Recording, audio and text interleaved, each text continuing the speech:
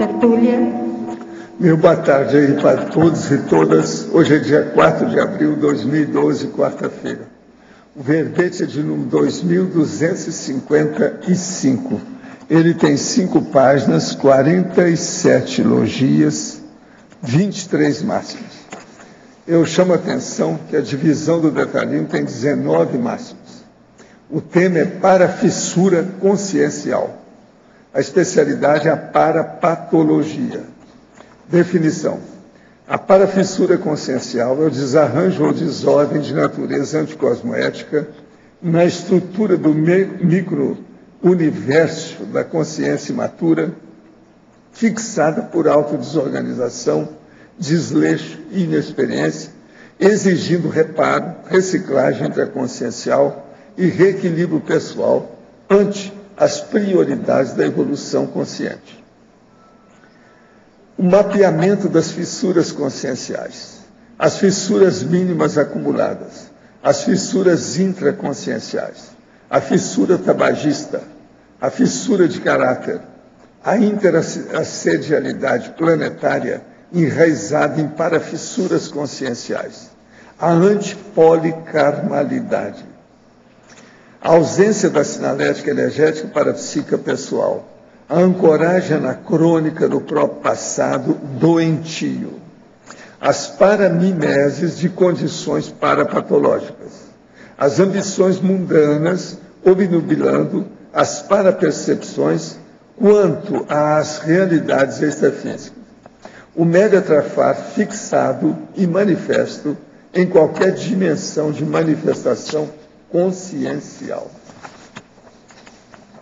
Agora, na remissiologia dos 15 itens, nós destacamos absurdo cosmoético, consciência podálica, crescendo das autossuperações, erro crônico, lacuna da formação cultural. Frase enfática. Toda desordem de natureza anticosmoética na estrutura do micro-universo da consciência imatura exige reparo e reciclagem intraconsciencial ante as prioridades da evolução. Você ainda mantém autoconscientemente alguma fissura intraconsciencial? Por qual razão? Agora, a mega análise aqui, junto com João Paulo, são 20 itens. Desordem, vício, fenda, brecha, para-lacuna, imaturidade, lapsopenselidade, patopenselidade, instabilidade, incoerência, megatrafar, autoassédio, autocrítica, conscienciometrologia, cosmoeticologia, cronoevoluciologia, parapatologia, intencionologia, autodiscernimentologia e autossuperaciologia. Agora, o verbete aqui do dicionário, hoje, é autorresumologia.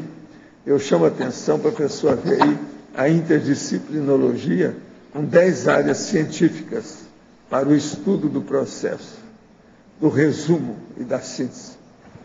Agora, questionamentos aqui. Proex é a mesma coisa que verdadeira vontade, que se estuda em grupos magísticos mais sérios? Não. Verdadeira vontade é outra coisa. Proex é a programação existencial. Na conscienciologia existe algo ligado ao estudo sagrado, anjo guardião? Não. Nós consideramos estudo besteira de iniciação ultrapassado há séculos. E por último, o senhor conhece alguma coisa a respeito do Alain Moore? Não. Sou totalmente ignorante a respeito. Não sei. Sabe? Quando fiz o curso complementar, um dos epicons falou sobre doação de objetos. Foi dado o exemplo que o tênis não é objeto legal para se doar, pois fica em nosso planto chakra. Se a doação de um tênis pode causar problema, o que será da pessoa que é doadora de órgão? Apesar de ser um ato que salva vidas, tem alguma contraindicação? Não. Esse processo de passar energia para o outro, se a pessoa tem boa assistência, nada disso faz mal. A gente deve doar tudo quanto é objeto, órgãos, tudo que a pessoa tem. Sempre é bom para ajudar aquele que precisa. Se as pessoas precisam, está tudo certo. Agora, os amparadores tiram Os negócios que são ruins, eles melhoram, ajudam. Se a pessoa tem assistência, aquilo vai já, vamos dizer, desimpedido. Esse negócio de tênis e planta-chaco é bobagem, isso aí está exagerado. Há algum tipo de forte assedialidade que perpassa as pessoas da minha empresa. Se me desvinculo dele, sinto que imediatamente passa para outra pessoa. As pessoas não dormem, têm pesadelos e depois cometem erros crassos. Têm lapsos de memória. Penso que estou assediada, que fazem macumba para mim. Imediatamente ouço nos para ouvidos. Não é macumba, não é assédio, é bruxaria. Qual a diferença? Pode assim fazer tanto mal? Olha, se você tiver fraca e achar que o negócio faz mal, vai fazer mal para você. É um processo de autossugestão, hipnose. Não vai no bico disso, não. Faz estado vibracional e dê uma banana para esse povo todo. Faço parte da Conscienciologia há 2 anos. Fiz vários cursos, PROEX, CIP, CP1, Assistenciologia, entre outros, até Consciência Terapia. Sempre na esperança e expectativa de alguma mudança para melhor da minha vida. Mas até agora eu não obtive o resultado desejado. Gostaria da sua ajuda para saber o que devo fazer e como fazer para melhorar a minha vida, principalmente o lado profissional e financeiro. Olha, tudo é o problema, a pessoa que tem que mudar em primeiro lugar. Pense positivo na situação e vá procurar o problema. Arranja, por exemplo, aí o seu currículo, passa no ambiente, vê o que é que vai dar e mostra a sua personalidade por aí. Hoje tem muita gente que está procurando emprego e tem problema. Precisa da pessoa ter pensamento positivo e insistir. Encontrei com minha dupla evolutiva de PROEX, mas não aconteceu o que esperava. Segundo o amparador, não estávamos prontos, porém, o mesmo me pede para esperar, dizendo que será próximo. Não aguento mais, pois já estão me chamando de homossexual, de vivo heterassédio. O que faço? Espero, me masturbo para aliviar essa condição? Sim, faz o que você quiser. Mas agora o problema todo é o seguinte, crie um ambiente positivo, receptivo para isso. Uma das pessoas quer emprego, esse aqui que é uma dupla, e por aí vai, tem que se preparar. Agora, ó, pensamento positivo sempre ajuda. Fatologia, página 16, primeira linha. Poderia explicar como realizar o mapeamento das fissuras conscienciais? Olha, se você ainda não sabe nada, pega o conscienciograma e vê as fissuras que você tem a respeito da metade da primeira página de cada folha de avaliação. Cada folha dessa tem 2 páginas. A primeira página da folha de avaliação é que é importante. Às vezes as primeiras, geralmente são 10 itens de cada uma delas. Na estrangeirismologia, página 16, poderia nos explicar o Iberwindel e também o Kaizen. Isso aqui é o processo nosso do problema daquilo que a pessoa falta para ela, né? O que é preciso de pegar dentro do processo da ideia. Agora, o processo nosso do Kaizen também é mais ou menos a mesma coisa. É o processo da inteligência aplicada naquilo que falta. Mais ou menos a situação é essa. Agora, na fatologia não poderia ser colocada as fissuras da droga-adição no lugar da fissura tabagista por ser mais abrangente? Não. Nós colocamos tabaco porque esse pega maior número de pessoas. Na tecnologia, página 17, segunda linha. Como funciona a técnica da circularidade aplicada aos desafios evolutivos? E quais são os efeitos das concessões ao relax íntimo na prevenção das fissuras interconscienciais? Olha, a circularidade é o seguinte, a circularidade é uma repetição, é aquilo que vai e volta repetindo para a pessoa enfrentar a evolução. Então isso é desafio constante. Não adianta você tirar o corpo fora, que daí a pouco eles chegam em cima de você novamente. Aquele desafio vai bater na sua porta. De modo que a gente tem que enfrentar a situação. Se tem, vamos enfrentar isso logo. Agora, fissuras, vamos entender bem. É aquela lacuna, aquilo que falta, é um processo de trafar. A pessoa tem que estudar para ver o que é, para ela sair bem com isso. Agora, gente, nós temos aqui a pacificação íntima, compreenda os conflitos internos e desenvolva a postura da paz. Mário Oliveira e Ami Belo. Tem uma série de temas principais. Vai ser no dia 13 de maio, que é o dia da libertação dos escravos. Seria bom vocês verem isso. Vai ser lá no Discernimento, começa às 8h30. Pacificação íntima. Outro aqui é o estado vibracional, instalação e domínio do estado vibracional. É o próprio mar, de novo agora com Jarbas Paranhos. Também tem os temas principais. Esse vai ser no dia 1º de maio, lá no Discernimento. Aqui não está falando o horário, mas é só chamar a atenção que é a CIP. Os 2 cursos são da ACIP. Vale a pena ver. São seríssimos. Agora, gente, eu tenho aqui um caso, um jornal lá de Londrina, que é a Folha de Londrina. A Fernanda Borges fez aqui uma reportagem e uma série de pessoas falam aqui sobre o processo da consciência. Então chama Estudo da Consciência, etc. tal, para uma saúde integral. Ciência ajudou a mãe a superar a morte da filha. Está falando da conscienciologia, consciência-terapia. E fala o que é a conscienciologia, o que é a projeciologia. E aqui fala sobre os cientistas de si mesmos, que somos nós. Então explica isso tudo aqui, saiu no jornal, no dia 19 de março. E trouxeram aí para mim que eu não tinha visto. De modo que eu vou dar isso aqui para a nossa turma aí. Está aí para vocês do jornal. E eu agradeço aí a turma toda que falou, etc. Tal. Aí tem várias pessoas, várias que falaram. Então, a gente está agradecendo essa reportagem. A reportagem é muito interessante. Bem feita, uns anos que a gente não fala muito. Interessante lá. Folha de Londrina. Você sabe que essa folha aí teve um período que eu ia lá sempre, e às vezes parava a turma, sabe, os redatores, para me ouvir e fazia uma conversa. Agora, depois disso, chegou um espírita lá e falou que não ia atender mais, não iria lá mais se eu aparecesse, se eles dessem. Então, nunca mais me chamaram, eu também nunca mais fui lá. É essa folha. Eu conheci o povo todo, foi. Eu conheci o povo todo lá, porque ele fazia projeção, entende? Um dos redatores lá de dentro.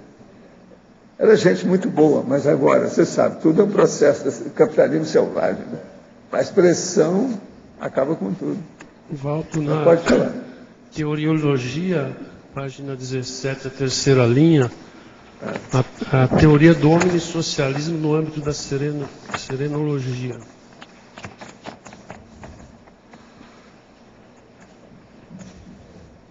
A teoria do Homo sapiens sereníssimos? Teoria do hominissocialismo no âmbito da serenologia. Do hominissocialismo no âmbito da serenologia.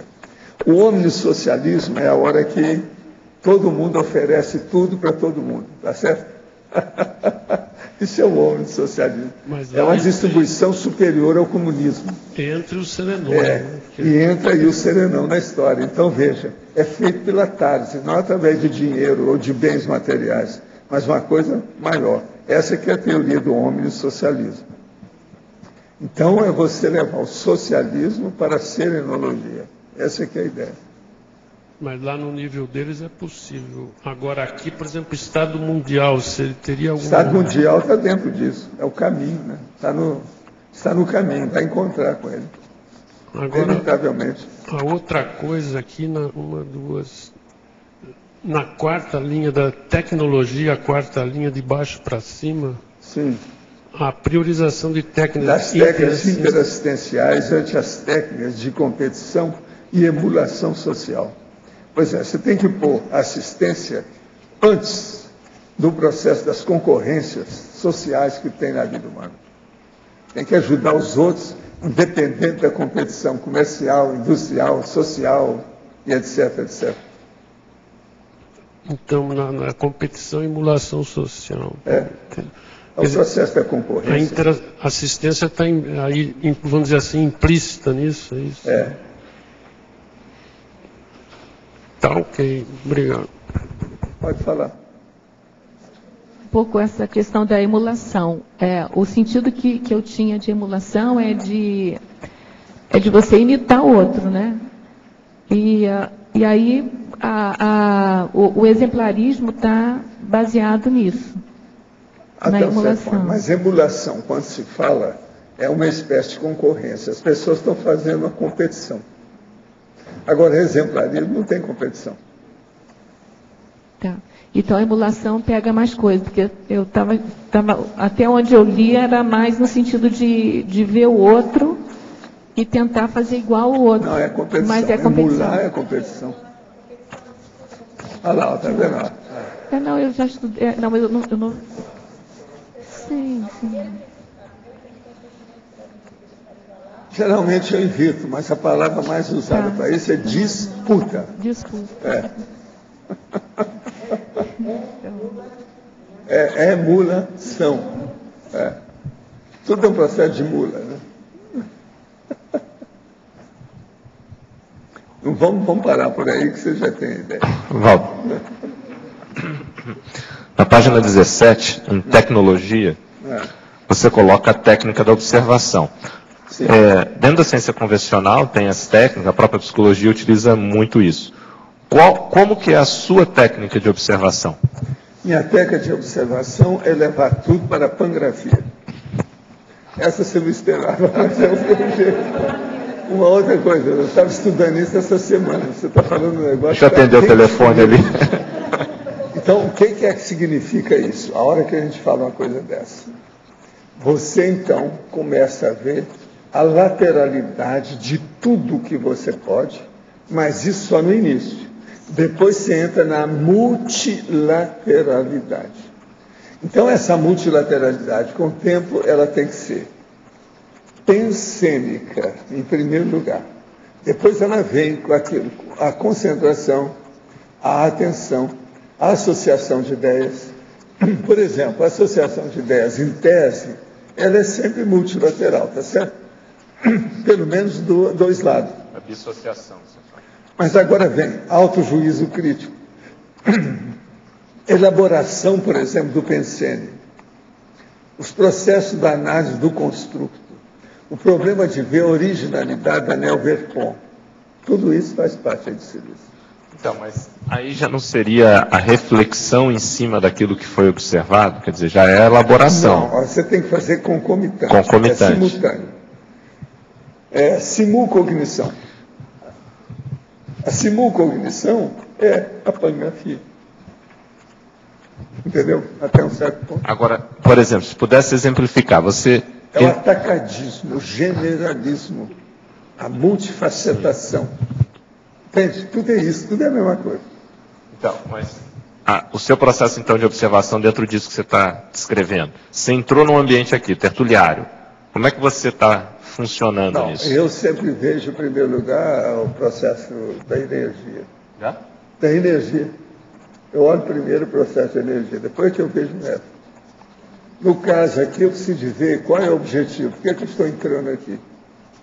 Se é um processo que eu vou escrever, a primeira coisa que eu olho é o seguinte: tem luz ou está sem luz? É lógico. E por aí vai, eu vou tirando. Mas a primeira coisa que eu vejo é a energia. No meu caso, eu mantenho a tal maneira o meu processo de energia que, se há qualquer interferência, eu detecto na hora. Agora, isso é assim, constante. Eu sou assim. Isso é constante. Às vezes eu estou escrevendo aí 2 horas. Às vezes ali eu mexi no estado vibracional umas 4 vezes. Mas isso é normal. Faz parte da minha rotina, entende? Isso é o meu normal. Agora, por isso que minhas coisas são tudo arrumadas. Se eu arrumo o meu pensene, as coisas têm que ser arrumadas de acordo com o pensene, porque senão tem alguma coisa que fica batendo pino. Eu não me sinto bem. Você entendeu? Agora, por isso que eu falo, isso é pior do que o toque, do que o monk, do que qualquer coisa. Mas veja, isso não é patologia. Isso chama-se auto-organização, é disciplina. Agora veja, há um comedimento nisso? Tem, o tempo todo. Mas muito bem estruturado. Entendeu? Para não passar da conta. Outra coisa, eu não sofro com isso. Isso não me perturba. Isso não é conflito para mim. Vamos entender bem. Outra coisa, eu também não crio conflito com os outros, eu fico quieto. Agora é lógico. Se eu arrumo as coisas, o outro também arruma, o outro arruma, geralmente eles vão olhar e vão fazer competição. Vão ver que a minha está mais arrumada. Sempre foi assim, sempre criou problema. Entendeu? Porque minhas coisas são tudo mais. Agora, é uniformidade. Eu acho que o mundo deve ser feito assim, né? Tudo a gente tem que seguir a fisiologia da realidade. Função. Como é que as coisas funcionam?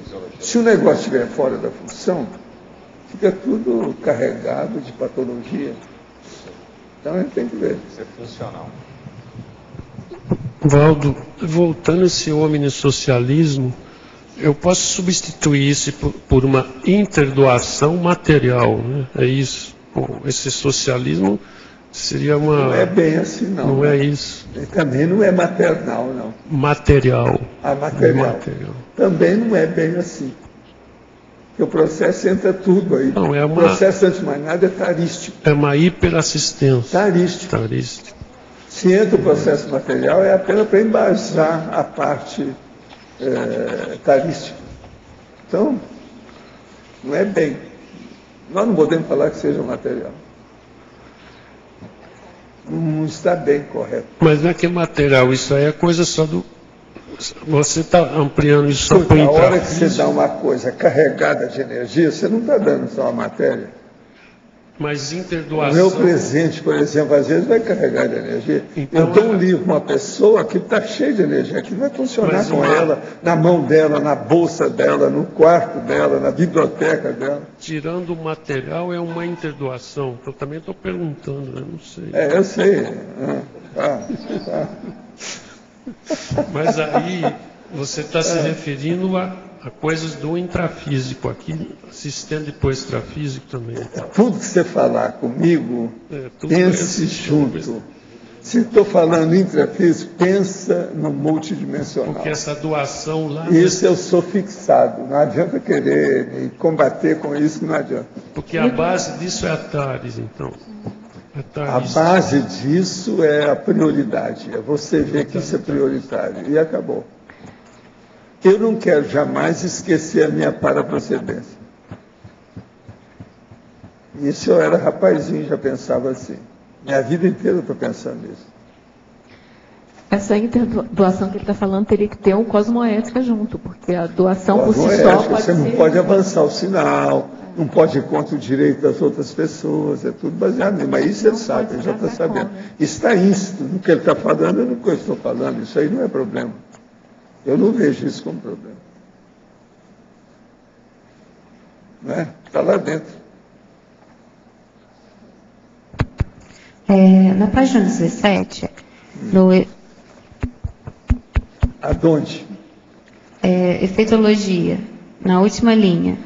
O efeito das concessões ao relaxe íntimo na prevenção das fissuras intraconscienciais. Sim.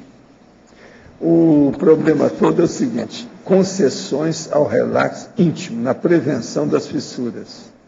Quais as concessões que você faz ao relaxe íntimo? Quer dizer, como é que você está tranquila com a sua consciência a respeito na prevenção das fissuras? Se você trabalha para prevenir, você está tranquilo com isso, você está fazendo o que você pode. É isso que a gente quer dizer, é o efeito.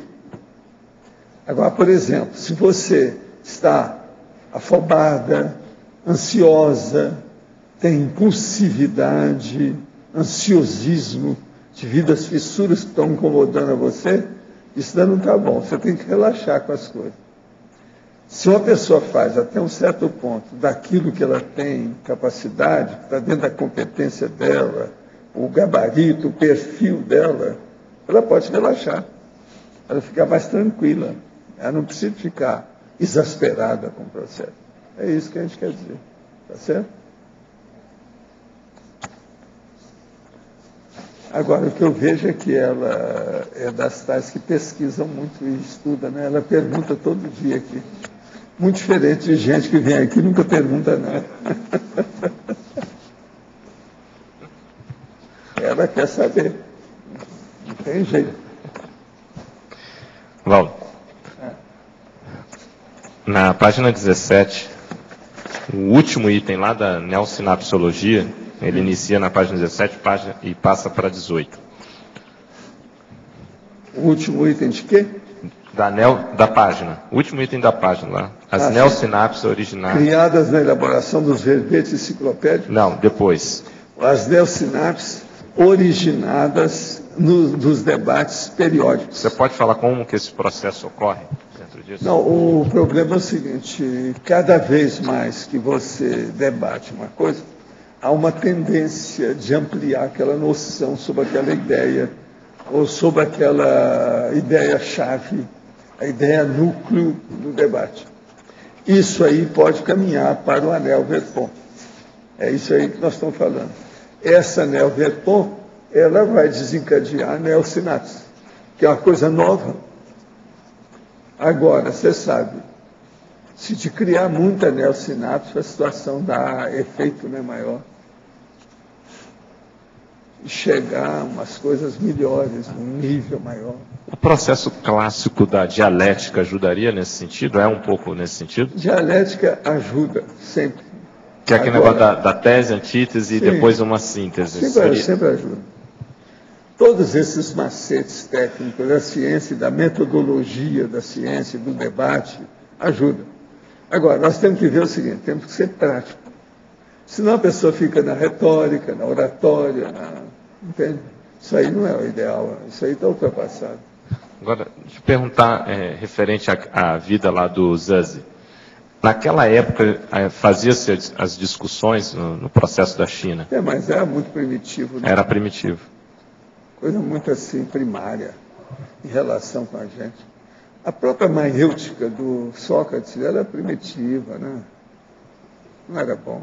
Outra coisa, só a ideia do Sócrates de não registrar nada é de uma ignorância que não dá para defender o homem. Você quer defender o Sócrates? Por não publicar nada? Não dá. Raciocina. Falar da maêutica. A maêutica não, né? Dependendo, ela transcende. Você pode usar a maêutica de uma forma mas geralmente não é lá. Agora, a do Sócrates era quen-quen.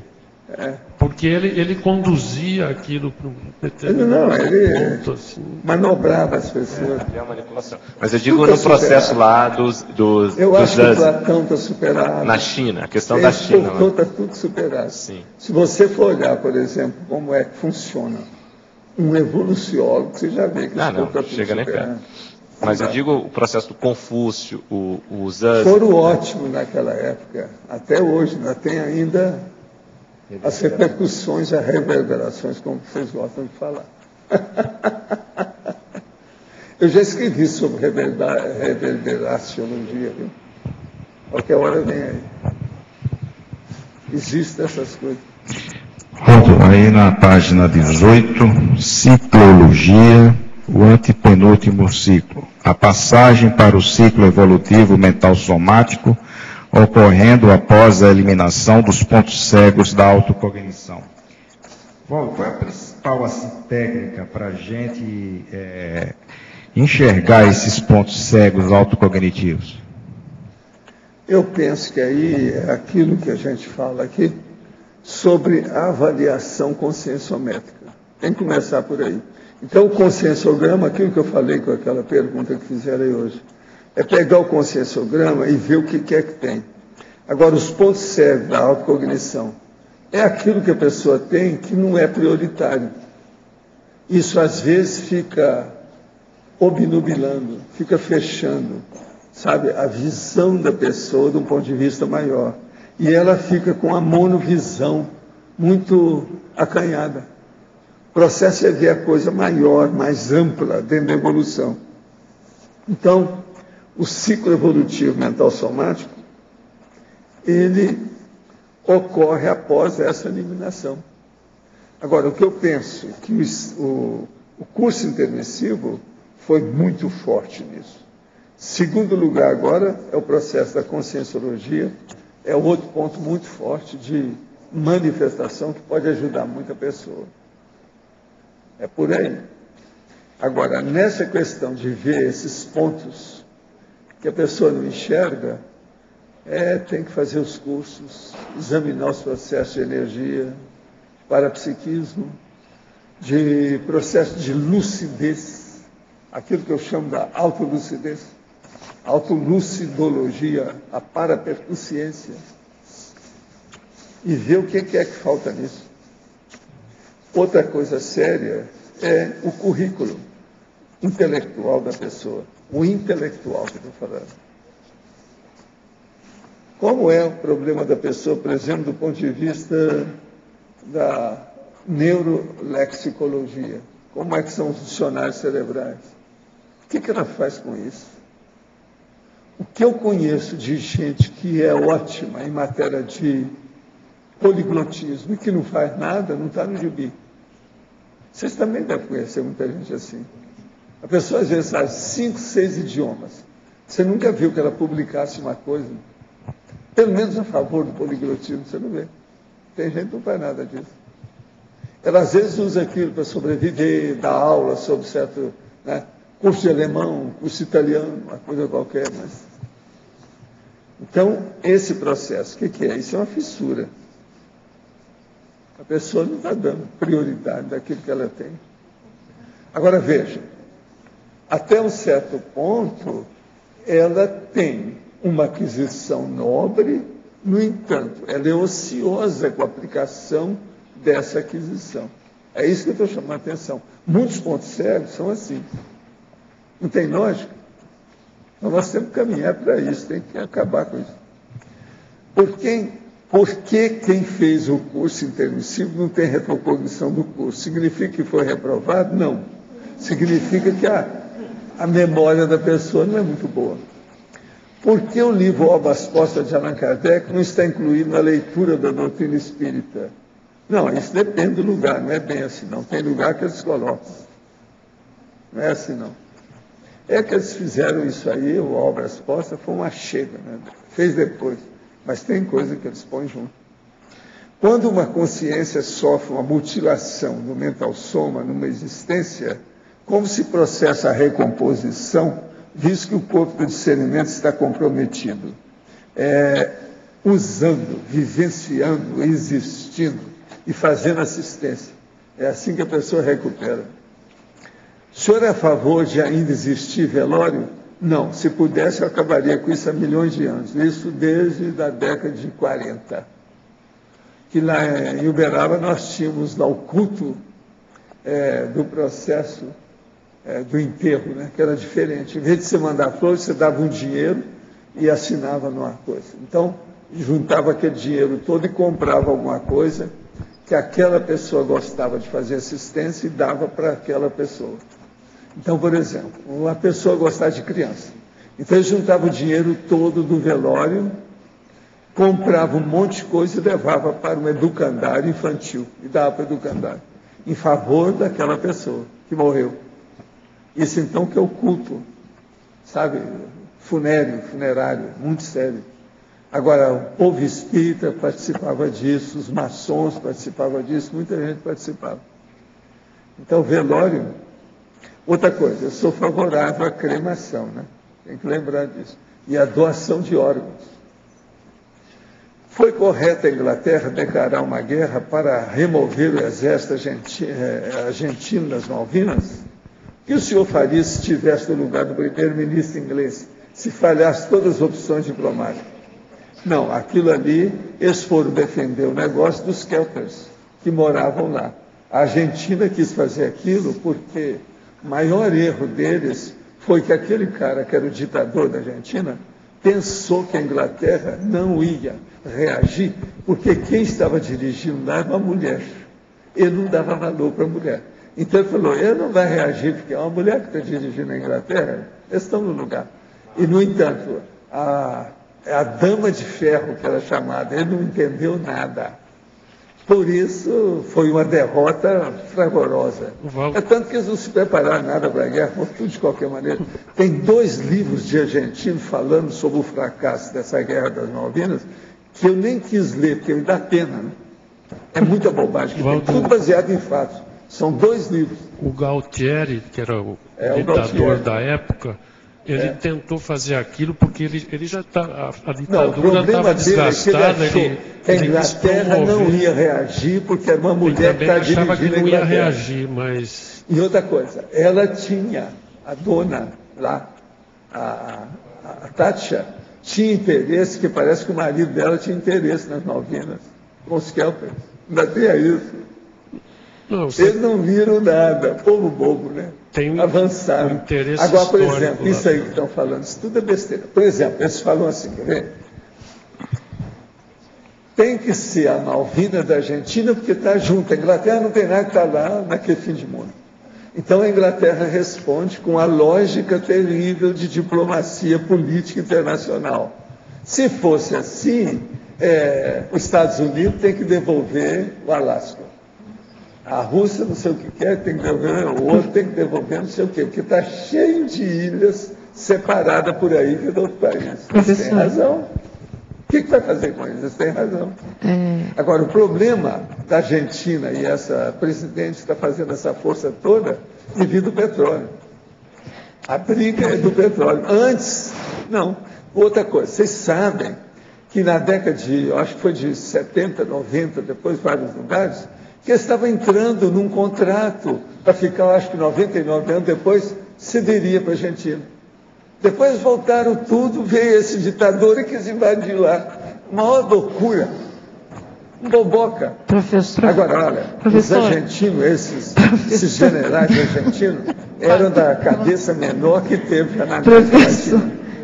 Professor, a questão da ditadura argentina, ok, Galtieri estava perdendo toda a fama. Mas essa coisa da Inglaterra, que já foi dona de todo mundo, né?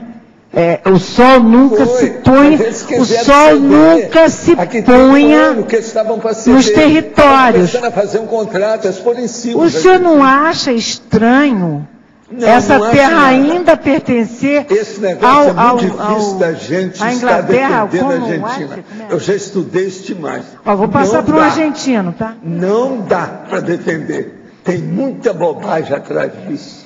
Muita besteira. Eles queriam devolver os negócios, tiveram mesa, pararam com tudo depois. E o problema foi da Argentina, não foi da Inglaterra. Professor, aqui, professor. Dentro dessas fissuras, a gente entende que a maioria da quebra de diplomacia entre um país e um outro, uma nação a outra, envolvendo o petróleo, grandes interesses de conquista e terras. Mas eu quero só dar uma opinião muito mais séria ainda do que isso tudo aqui. Não adianta nada essa discussão por um motivo muito sério. Os caras que estão morando lá, que são os Kelpers, não querem nada com a Argentina. Acabou. Faz parte de uma linhagem, uma família. A Argentina, o que devia de fazer? Era conquistar os Kelpers. Pelo contrário, eles só dão conta. Falta cabeça por todo lado. Então, isso aí, eu não vejo solução nenhuma disso. Valdo. Pode tirar o cavalo da chuva. E na página 18, dentro da psicologia, tem a eliminação dos pontos cegos da autocognição. Como é que é? Tem eliminação dos pontos cegos da autocognição. Que daí segue ciclo patológico da vingança da lei do talião, que é um dos traços. Lei de talião, você sabe bem o que é, você entende disso. É por isso que eu estou chamando ele de assunto. Está envolvido. Que é do Código de Hammurabi.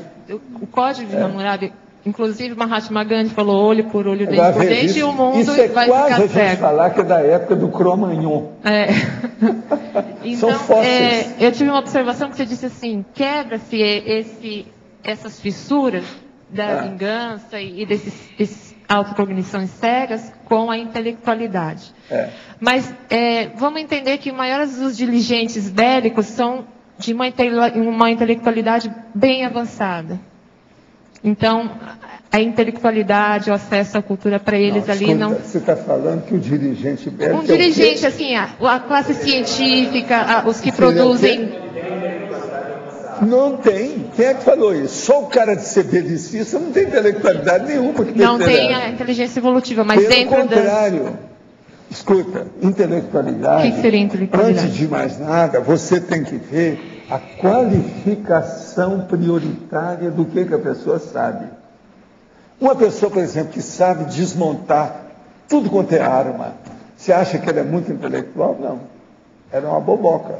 Ela só mexe com isso? Ela se dedicou a isso? Então ela está pensando, arma existe para matar os outros. Uma pessoa tem um revólver. Não é para matar passarinho, matar gente. Então, veja, é perda de tempo. Por quê? Falta prioridade, não há uma escolha da qualificação do que a pessoa está fazendo. Então, se uma pessoa é belicista, primeira coisa, ela é ignorante. Se ela coloca todas as fichas no jogo da vida, no belicismo, na guerra, ela é totalmente ignorante. Ela não tem isso que nós chamamos de intelectualidade, de inteligência, de sabedoria, de polimatia, de cultura mais avançada. Não tem nada disso. Por isso que eles acham que a maioria dos militares, que são assim, linha dura, como se chama, são apenas infuriados. Quer dizer, são pessoas ainda enfurecidas, animais subhumanos, primatas. A maioria. Por exemplo, esse Bashar Assad, eles estão querendo abaixar o cara e assar o cara. O nome dele é Bashar Assad. Ainda não conseguiram, mas veja, esse é... Agora, a mulher chegou e falou, aqui quem é a ditadora sou eu, a mulher manda nele. Ela falou isso, agora saiu aí. Eu acho que aquilo é real, né? Saiu numa opção de mídias. A mulher falou isso. Quer dizer, o cara não vale nada, então ele é um boboca. Por isso que está lá, estão pau mandado. Agora, já mataram até agora, parece que 9.000 pessoas, né, civis. A maioria civis. Na Síria, uma coisa de doido, né? E outra coisa, já 70 países já se reuniram para ver o que faz, não estão conseguindo fazer nada.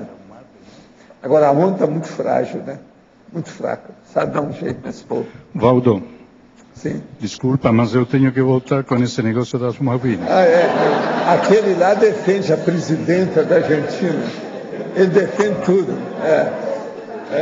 Não é pelo fato aqui de que eu possa ou não possa defender a presidente, independentemente de que você sabe perfeitamente bem que eu concordo muito com o governo atual da Argentina. Mas isso aí é outra questão. O que eu quero falar agora é uma questão histórica. Você diz que estudou, mas eu te recomendo que você volte a ver de novo um pouquinho a história. Inicialmente, certo? Houve muitas invasões dessas ilhas por dois motivos. Antigamente não existia o passo em Panamá, certo? Certo. O único não, passo. Isso não resolve. Calma. Esse processo histórico, eu dou a banana para isso. Eu quero ver. É da guerra para cá. Calma, vamos devagar. O Gualtieri colocou tudo no buraco. Bom, eu vou te falar disso também, mas primeiro deixa-me falar. O passado não interessa, eu quero ver agora. O que pode fazer com isso? Calma. Eu, por exemplo, sinceramente, Oswaldo, eu não vejo saída, estão em paz. Do jeito que está aí, se os Kelpers não querem nada com a Argentina, gente, tem que respeitar o direito, são eles que moram lá. Vamos devagar. Aquilo é uma droga para morar, vocês sabiam? Aqui são duas coisas. É uma droga. Uma vez me convidaram para ir às Falklands, eu não quis ir. Mas se você vai falar, deixa-me falar eu agora. Eu vou deixar. Desde que não seja do passado, eu não quero perder tempo com isso. Não é perder tempo não, porque você está falando como se fosse os Kelper tivessem nascido lá. Eles não nasceram lá. Hein? E os Kelper não nasceram lá. Não interessa. Calma, devagar. Estamos falando de soberania primeiro. Certo. Mas agora, olha eles depois da guerra para cá. Deixa eu falar. Habla. Todo esse terreno, independentemente de que foram invadidos por vários países, independentemente disso, foi ocupado pelos habitantes da Argentina até o ano 1833. Nós sabemos. Então, se você sabe... Mas já era. Não, calma aí. Estamos falando de soberania. E nesse momento já existia a República Argentina.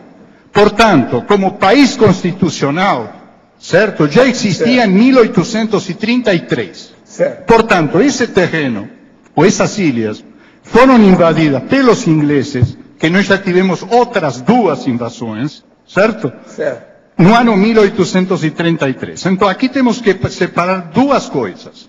Uma coisa é a questão de soberania, e outra coisa é o desejo dos Keupers. Se eles querem ser ingleses, podem ser tudo o que eles querem. Porém, a soberania dessas ilhas pertence e sempre foi reclamado, inclusive, por isso te estou falando, se vamos falar de história, vamos falar de história. Tem um documento de Moreno, no ano 1835, já reclamando desse negócio pela invasão que eles fizeram. Nunca foi reconhecido. Agora, dá licença, eu posso falar? Isso aí é história, não me interessa. Já que você nunca foi reconhecido. O que é que eu acho nisso? Portanto, o que eu quero te dizer é que são 2 coisas que temos que falar. Não, mas já a coisa mais séria que eu acho, só tem uma coisa nisso atualmente. Porque são 2 coisas são que estão se misturando. E os argentinos. Deixa-me falar. São 2 coisas que estão se misturando. Uma é a autodeterminação dos povos, que não existe, que somente pode existir. É uma questão que está dentro das Nações Unidas, dentro da Comissão de Descolonização. Você não leu bem para a sua povos história. originários. Eles Aqui, não são povos originários. Você Eles leu muita invadiram coisa. a Argentina. Você leu a sua história apenas no lado argentino. Você não viu o lado inglês. Em segundo lugar, se eles querem ser ingleses, o governo argentino tranquilamente aceita que eles sejam da nacionalidade que queiram. Porém, a soberania é da Argentina.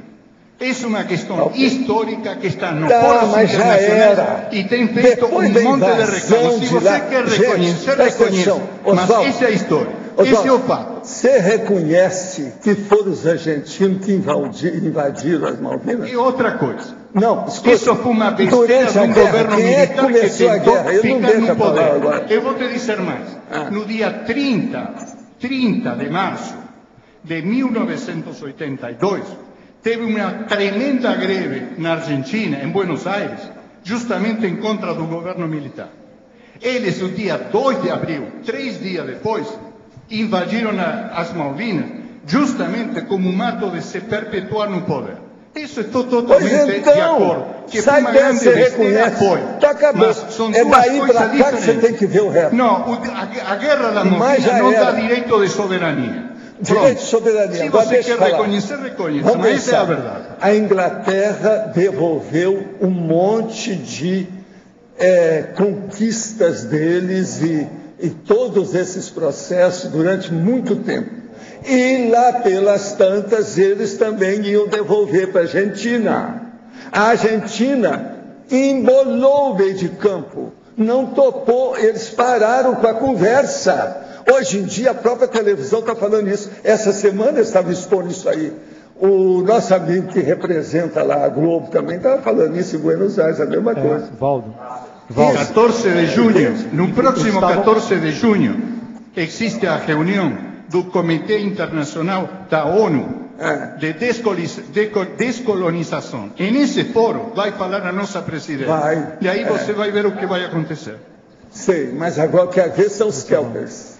Professor Valdo, só para corroborar o que você está falando, realmente teve reportagem essa semana, porque fez aniversário aí, infelizmente, da guerra, e foi colocado bem claramente os interesses populistas do general argentino na época, para poder recuperar a popularidade, por isso que ele criou o caso, e é o mesmo processo que a Cristina está fazendo. Mas não interessa, ele era um general, era argentino e era o ditador que estava mandando a Argentina. Fizeram a invasão, foram derrotados e fim de papo. A coisa é de lá para cá que tem que ver. Outra coisa, precisa de ver o que aconteceu pouco antes disso, que a Inglaterra estava fazendo uma espécie de conselho com processo junto à Argentina, o negócio todo, para devolver aquilo em tantos anos, não sei como é que é. Eles colocaram tudo abaixo. Então, se não há mais moral na história por parte dos argentinos, eles vão reclamar o quê? Agora eles teriam, que é isso que a turma está falando, o povo que tem interesse político, os cientistas políticos estão falando. A Argentina devia de não fazer isso, esquecer o processo bélico e conquistar os Kelpers. Mas é justamente, eles vão contra, como é que é? Aquilo ali não... É isso aí, né? Está bem claro.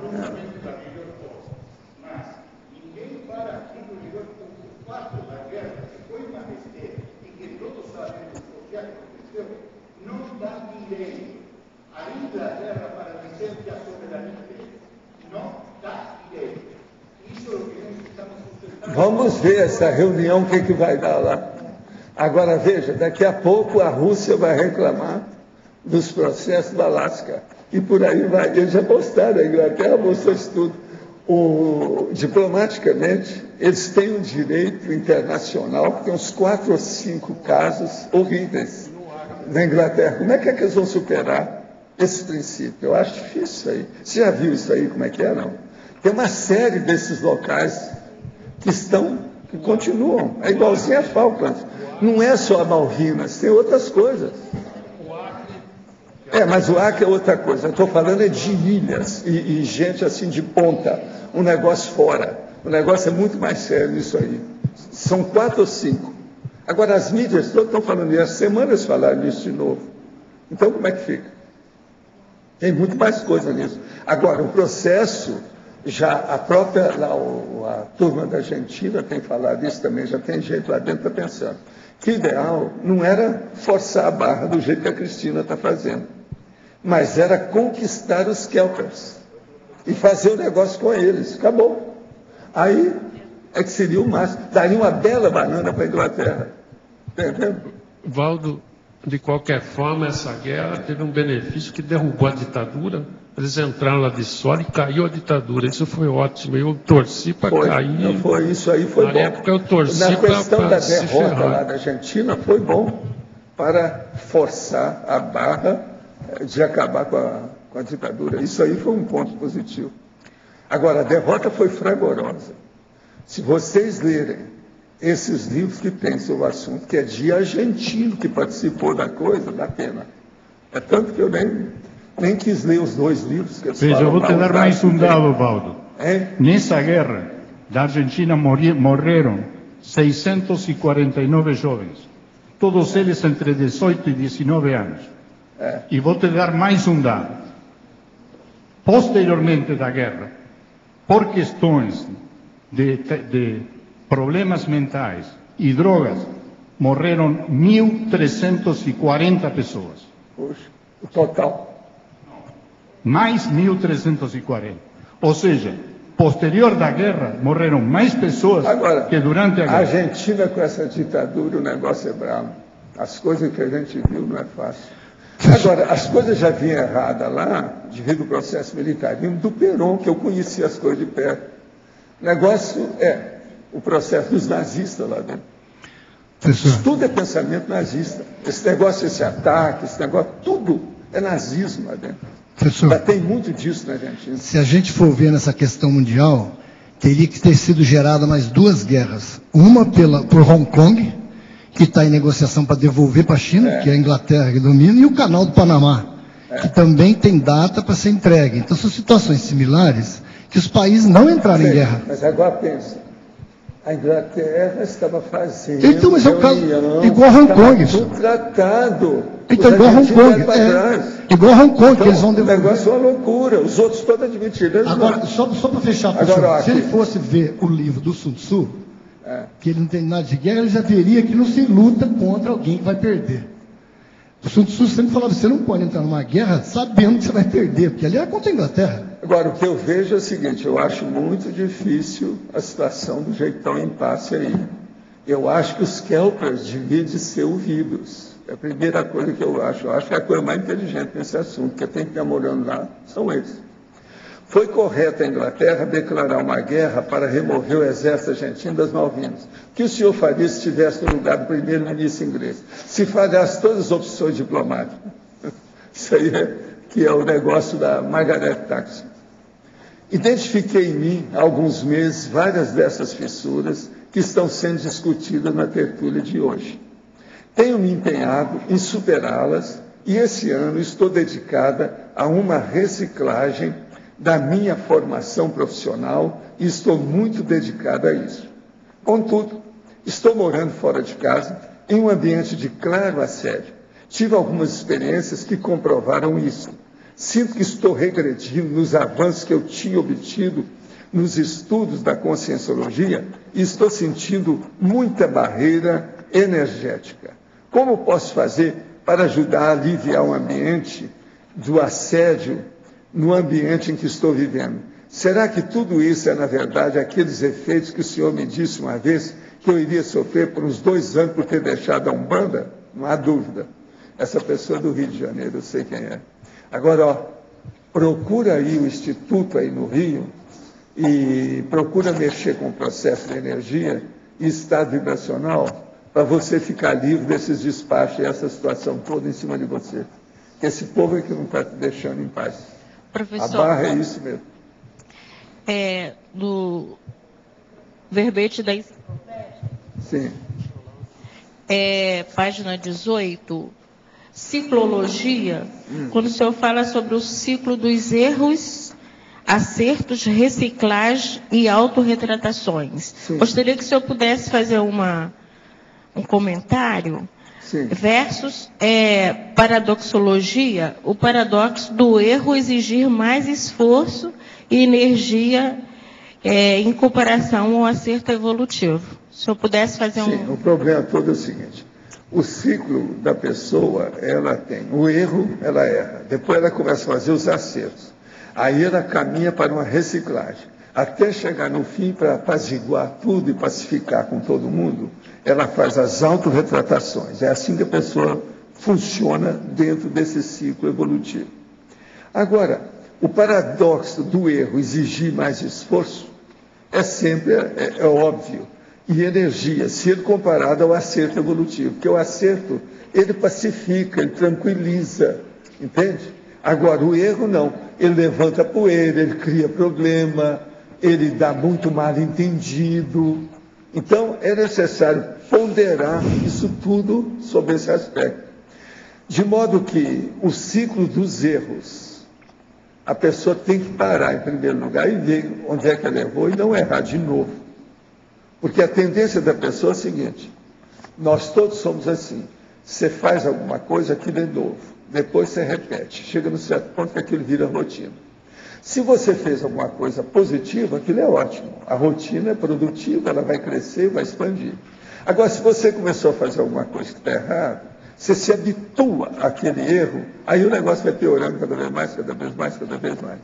Então, o processo todo tem que ter o ciclo dos erros em primeiro lugar, depois dos acertos, depois reciclar isso tudo e fazer as autorretratações. A pessoa resolver, não, eu errei nisso, tem que dar um jeito agora. E acabar com o processo da guerra entre gente.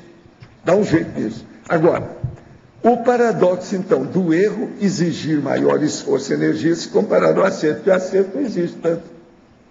Ele é pacificador, ele é construtivo, é tudo a favor. Então é isso que a gente quer mostrar dentro dessa questão. Então, a primeira coisa é estudar as fissuras, as lacunas, os trafares, os vícios da pessoa. Pior coisa que tem é o seguinte: a pessoa errou uma vez. Muito bem. Mas a tendência dela é repetir aquele erro.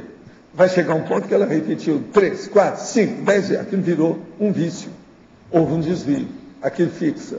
Aí o negócio entra na paragenética, começa a interprisão grupo carne. O negócio vem através de vidas, séculos, repetições, tudo do mesmo jeito. Então, a primeira coisa é o seguinte: viu que está errado? Para. Vamos pensar, o que está errado? Como é que a gente faz para parar com isso? Agora, as pessoas não veem que está errado, é igualzinho fumante. Então, a pessoa vem, está fumando. Não, mas eu já tentei, porque a coisa mais fácil tem é deixar o cigarro. Mas mais fácil ainda é voltar a fumar. Então, a pessoa deixa na hora que ela vai dormir, de manhã ela volta a fumar. É sempre assim. Então, agora, o que se passa? Ela deve se internar e trabalhar com aquilo como se fosse uma cirurgia. Para ela ficar livre. Está errado? Tá. Então vamos acabar com isso. Esquece tudo mais. Se dedique àquilo com prioridade. É assim que a gente pensa, é assim que eu vejo que as coisas funcionam. Tudo que a gente fizer de outro modo, está empurrando com a barriga, não resolve tanto. A coisa vai apenas, autotapiação. Não vai levar a coisa para onde precisa. De modo que o que eu vejo é isso. Errou?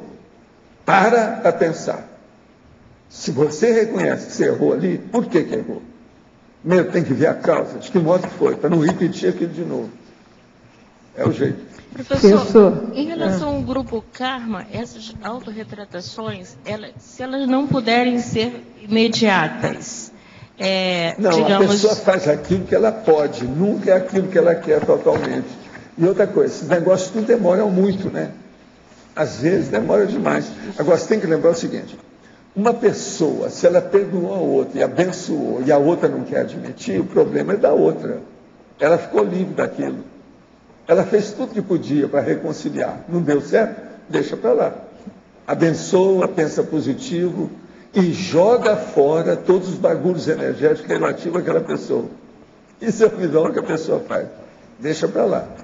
Essas retratações podem ser também direcionadas a outros grupos, tipo a interassistência a outros, Isso é para tudo. Agora, o processo, a intervisão grupo kármica, ela pode ser pequena, individualmente, uma pessoa para outra, pode ser grupal, mas ela pode ser coletiva, até chegar num nível, por exemplo, igual esse, nós estamos falando da guerra, que envolve milhões de pessoas. Quer dizer, o negócio aí é pior ainda. Obrigada. Tudo aí tem que ponderar. Professor, só para... O que você queria? Para a fatologia, você poderia aprofundar as ambições mundanas obnubiando as percepções quanto à realidade extrafísica. As parapercepções quanto às realidades extrafísicas. Então, por exemplo, uma pessoa, ela tem muita ambição, do ponto de vista, vamos supor, até uma coisa às vezes superficial, por exemplo, de esporte. Então, ela olha só aquilo e começa a exagerar no esporte, naquela situação. Com isso, então, as parapercepções quanto às realidades extrafísicas, ela cai. Aquilo ofusca, a pessoa não vai ver. Ela fica enceguecida a respeito do processo extrafísico. Às vezes, apenas por um problema de esporte. E, aparentemente, você olha, não parece que tem má intenção. Às vezes, o que tem ali é ingenuidade, é falta de priorização. A pessoa não colocou aquilo que é mais importante na frente do outro, que é secundário. Entende? Então, priorizar. É importantíssimo a gente entender o que é a prioridade. Entendi. Valdo, no dicionário, eu estava vendo aqui a pangrafologia. Tudo bem. Eu gostaria que se aprofundar, eu entendi, mas gostaria que se aprofundasse, porque você deu uma amplitude bem maior aqui quando você define a pangrafia. Né? Não, vamos ler aqui para a gente entender aquilo que você quiser. Olha aqui.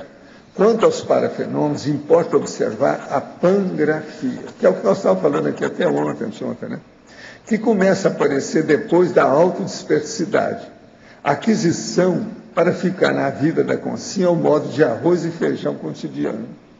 Então, é justamente isso. Se a pessoa começa a ficar desassediada, a tendência dela é levar tudo para a cosmovisão. Quando chega nessa cosmovisão, a tendência da pessoa é, nos fenômenos, ela caminhar para a pangrafia, porque ela já está de olho na cosmoconsciência. Um puxa o outro. É um processo de você ampliar os mirantes. Você vai cada vez ficando um mirante mais alto, mais alto, mais alto, mais alto. Então, a sua panorâmica, ela se estende, ela se expande. Então, vem a cosmovisão. Agora, desse modo, sobrevém o desenvolvimento parafenomenológico da consciência lúcida. A pangrafia é quando você entra conscientemente no fluxo do cosmos e pesca toda a realidade do momento evolutivo num átomo, empregando simultaneamente múltiplos fenômenos confluentes.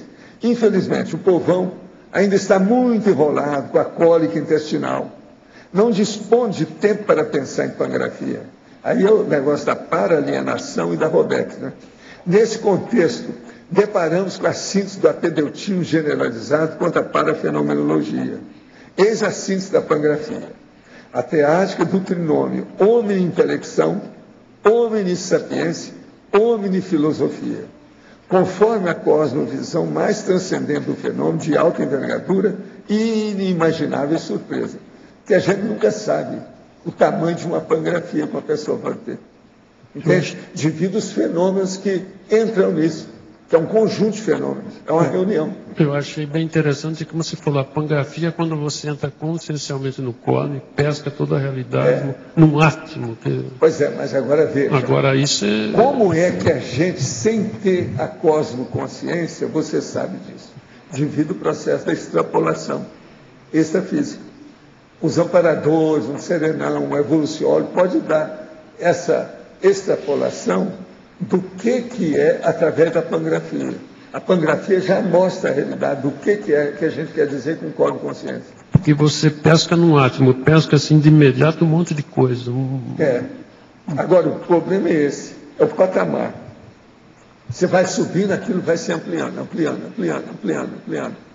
Entende? Então, a cosmovisão, ela se dilata. Mas talvez, se pescar num átomo, seria a própria cosmovisão. Isso é uma definição. Agora, veja, eu acho que a base de tudo isso, para fazer um embasamento sólido, bem consolidado, precisa do desassédio. Então, por isso que eu estou falando sobre dispersidade. Como é que uma pessoa vai ter uma noção dessa se ela ainda tem assédio? O assédio aqui não deixa que ela veja lá. Você está entendendo? O assédio é uma coisa muito pequena, diminuta, acanhada, que segura a pessoa. Ela não pode ter uma visão grande, porque ela está presa dentro de casa, onde ela está. A coisa é muito pequena. Entendeu o que quer dizer? Então, com o desassediado permanente total, ele já pode ver fora dele com muito mais amplitude. Aí já não tem mais egoísmo. Por quê? O desassediado ele tem que se dedicar à interassistencialidade. Então, a primeira coisa, para a pessoa ter uma boa pangrafia, o que precisa? Se ela não é desassediada, a primeira recomendação que a gente daria para uma pessoa seria: seja uma mini peça do Max Mecanismo. Comece isso de que modo? A pessoa vai perguntar: como é que eu começo? Começa praticando a TENEPS. Vamos ver o que dá. A TENEPS vai levar você para ser uma mini peça. A mini peça você vai ter assistência de amparador. Essa assistência de amparador vai dar extrapolacionismo para você. Com isso, é uma saída. Mas antes da dispersidade, com ele como assistente, ele vai ter uns lampejos já dessa pangrafia. Não, ele vai ter. Agora, o extrapolacionismo é que nós não podemos esquecer. Isso existe, isso funciona, isso ajuda a gente, ajuda as pessoas. Entende? Essas coisas tem, por isso que eu falo muito. A turma, de modo geral, ainda não dá o devido valor, o que nós chamamos de extrapolacionismo parapsíquico. Ainda não tem ideia disso. Mas isso é anticâmara, é o prefácio, o preâmbulo do problema da pangrafia, e a pangrafia é o preâmbulo da cosmoconsciência. É como se ele estivesse vendo o futuro, vivendo o futuro. Né? Sempre mais o próximo passo, o próximo patamar, o próximo nível, aquele degrau que você vai atingir. Então é muito diferente. A partir da pangrafia, a pessoa passando pelo fenômeno da pangrafia, pode se evoluir num contínuo até chegar à cosmoconsciência também? Eu penso que a cosmoconsciência, ela só começa com a pessoa através de extrapolacionismo. Eu sempre achei isso.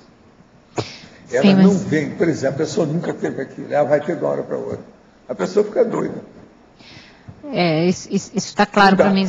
Então, veja, o extrapolacionismo até um certo ponto seria uma espécie de terapia evolutiva para a pessoa ver o que ela pode, quais são os potenciais que ela deve desenvolver no próximo passo. Então, eu acho isso fora de série. Então, deixa eu ver se eu estou entendendo claro. Numa primeira experiência de cosmoconsciência, provavelmente a pessoa ela vai ter isso numa extrapolação da pangrafia, seguida a uma pangrafia. Esporádico, veio de bônus, veio de bobs, como a gente fala em inglês. Bobs, é bônus. Então é alguma coisa. Se a pessoa ela assume aquela condição e leva aquilo sério, aquilo pode, com o passar do tempo, vai se tornar habitual, de todo dia. Então o problema todo é por aí. Agora, a pangrafia é uma saída que ajuda demais. A TENEPS ajuda demais. Agora, olha, tudo isso também está envolvendo a autofiex da pessoa. Mas essa é lá na frente. Quem é que falou aí?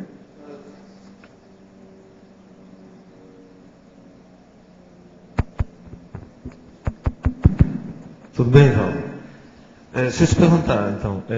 Agora, uma primeira dessas que ocorra, que a pessoa tem antes de ser desperta e tal, ela pode vir assim, gradualmente, se insinuando, aí para tirar de uma situação confusa. Vou explicar.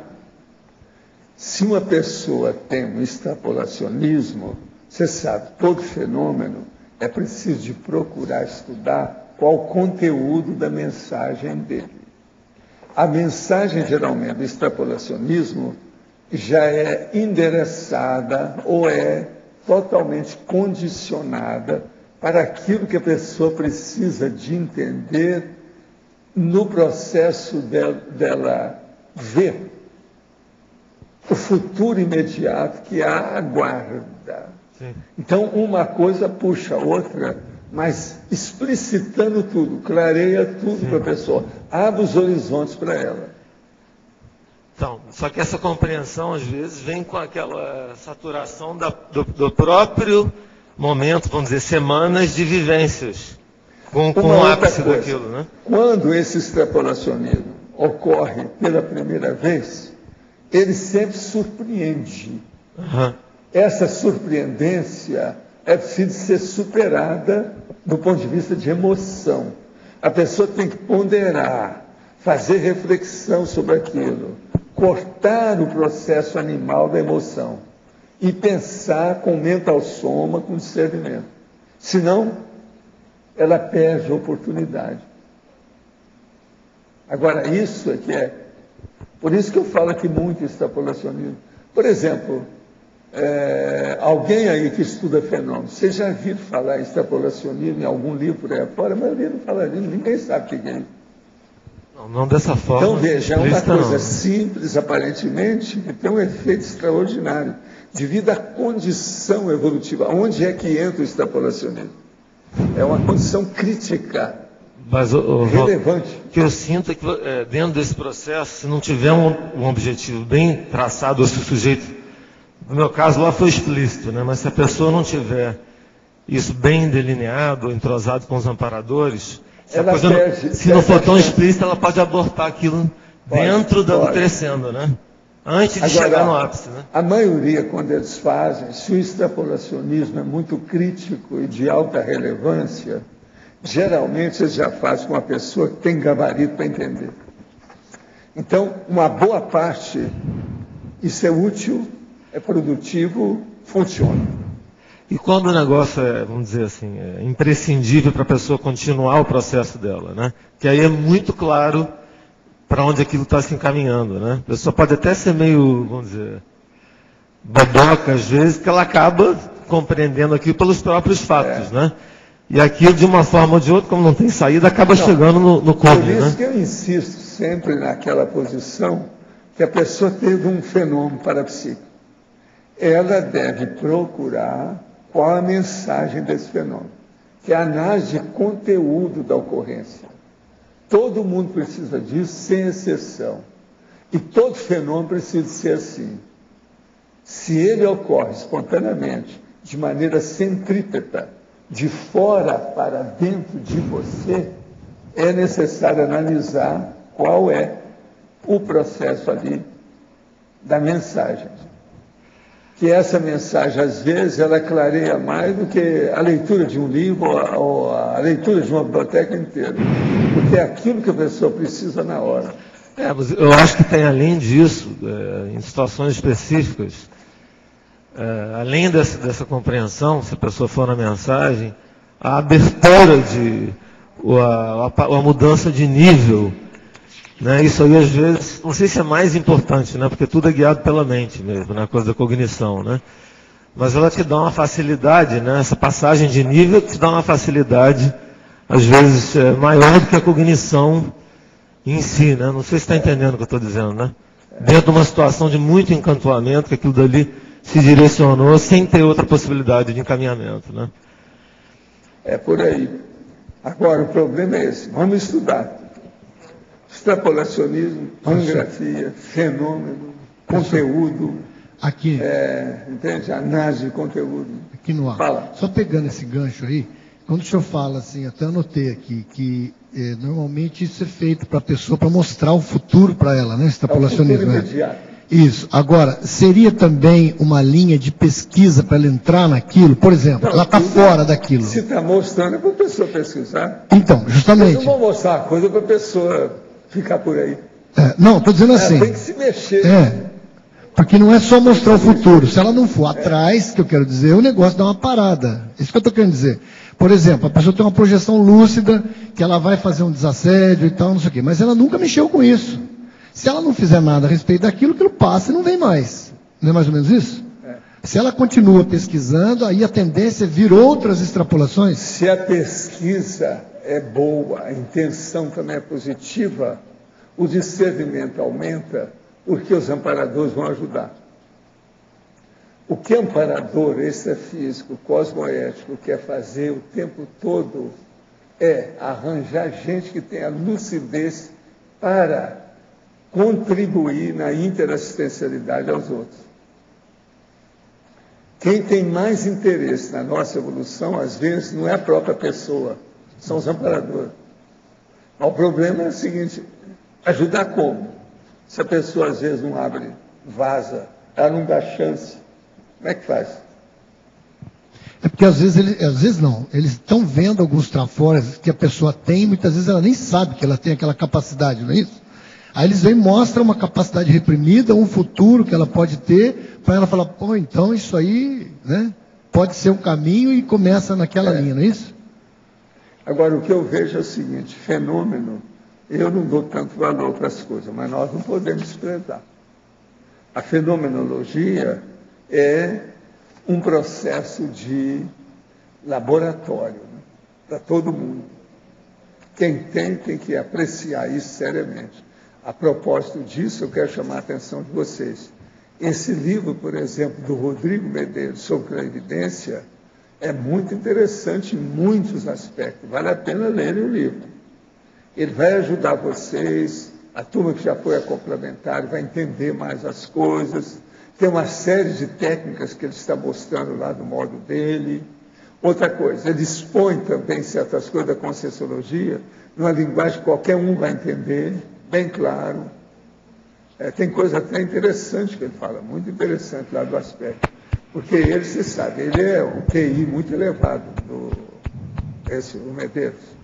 Ele sempre foi um QI elevado. E a turma que mexe com a cibernética sabe disso por causa das empresas que ele já trabalhou. E eu sei disso por causa da Califórnia, da Miami, as coisas onde ele morou lá. Agora, só para fechar, o senhor acha que esse ciclo pode ser alcançado numa vida? Como é que é esse ciclo, ou essa sequência, pode ser alcançado? A questão da cosmoconsciência, se eu começar dela, aí vai para a pangrafia... Não, eu acho que isso que eu falei aqui não tem jeito de mudar, não. Não, numa vida, dá para chegar numa cosmoconsciência? Numa vida, depende do nível da pessoa. O cara já vem aqui, está predisposto, por exemplo, à desperticidade. Ele pode chegar nisso. Aí a pangrafia em seguida já a cosmoconsciência. Com consciência não põe a mão na cumbuca, é aquilo que eu falo, tudo é possível. Agora, não fique esperando uma mutação imensa de uma hora para outra que ninguém chega nisso. E tem muito rolo no meio, uma brecha, um gap entre um ponto e outro. Se o negócio é abismal, é diferente de fazer qualquer coisa. Tem que esperar, tem que preencher aquilo. Agora, o que é esse gap, esse abismo que tem nas coisas? Das fissuras grandes. Tem que ter prisão grupária. Se a pessoa não acerta isso, como é que fica? O próprio desassédio, como o senhor falou, né? Quanto mais desassediado, maior a visão. Porque o desassediado, a primeira coisa que tem com ele tem uma tendência natural de acabar com a conflita, entende? Tudo quanto é conflitologia grande que tem, aquilo é uma benção. Vai apaziguar, pacificar, a pessoa já vai refletir de maneira diferente, tudo começa a mudar. E outra coisa, ele não precisa mais de pensar em autoconfiança, ele não precisa de pensar em motivação, que já é naturalmente assim, aquilo vem. Então, todo o processo de determinação muda. a aura dele muda, o holopensene muda, aquilo que ele faz, aquilo que ele fala, aquilo que ele empreende. Então, o caso todo é esse. A gente tem que examinar isso com muito critério, muita coisa. Sabe como é que é? Vale a pena. Na página 18, Valdo, paradoxo. O paradoxo de mínimas fissuras predisporem a máximos desajustes. E o último, o paradoxo do erro exigir mais esforço e energia se comparado ao acerto evolutivo. Você pode comentar? Em especial esse último. De mínimas fissuras que predispõem a máximos desajustes. Sim. Por exemplo, a pessoa começa a fumar, daí a pouco ela bebe coisa alcoólica. Com o álcool, daí a pouco vem a cocaína. A cocaína vem para o crack. E aí torrou tudo. A pessoa morre mais cedo. Agora, o paradoxo do erro exigir mais esforço e energia se comparado a isso que nós já falamos aí antes. É esquisito isso aí. Como é que o erro exige? Mas é o jeito, porque ele faz mais bagunça, faz subir a poeira, cria mais desastre, ele exige mais. Agora, o acerto não. Acerto já é para retemperar as coisas, é diferente. Então, isso é normal. Mas que é paradoxo, é. Você não pode dizer que não seja. É o pior é que é. É um paradoxo. Mas agora, porque eu fiquei pensando aqui, por que o erro exige mais esforço, né? É lógico, a gente consegue ver, porque tem a questão da reciclagem, da reeducação, que também é difícil. Naquilo. A primeira coisa que tem no erro é o seguinte, a pessoa reconhecer que existe um erro. Segundo, ela reconhecer que esse erro foi ela que praticou. Só aí já são duas coisas dificílimas. Primeiro é ver que tem um erro. Só de não ser ponto cego, né? Mostra tudo que está errado. Ela não admite que aquilo seja erro. Então, a segunda parte você nem chegou. Não dá para fazer, mostrar para ela que ela errou. Porque ela não admite que aquilo seja erro. Como é que faz? Isso não é nada fácil. Ou porque agora, o acerto evolutivo também está no fluxo do cosmos? Nesse aspecto, quem erra mais é a pessoa que tem a egovisão. Ou seja, a monovisão. Ela não tem uma visão ampla. Então aí ela começa a errar em tudo. É muito difícil. É isso que eu chamo da Robex. É o processo, por exemplo, aí a para-alienação, né? A pessoa está alienada perante a realidade. Isso aí é difícil. Mas então... Não, o senhor falou do desassediado, então ele vai diminuir todo o conflito em volta. Aí você falou, não pense em autoconfiança nem motivação, ele já é. Já é. Fala mais sobre isso. Ele já é desse jeito. Então, por exemplo, ele não precisa estar pensando nisso. Por exemplo, você vai digitar uma coisa, você não vê e nem pensa nas letras que você está fazendo, aquilo já é automático. Então, esse automatismo, quando ele entra no mental soma, o discernimento começa a ficar automático cada vez mais. Então, é aí que eles chamam a gente de toque, etc. Porque você já tem aquilo automático, as pessoas não veem isso. Entende? Por exemplo, muitas dessas pessoas que devem sofrer o toque, elas querem justamente acertar. Elas estão naquele período de ver se entende isso. O que está faltando para elas é o equilíbrio de fazer essa abordagem técnica. Exagerou. Você está entendendo? Passa da conta. Então, o que eu vejo é o seguinte: vamos automatizar o bem feito. Vamos automatizar o prioritário. Vamos automatizar a cosmoética. Vamos automatizar a interassistencialidade.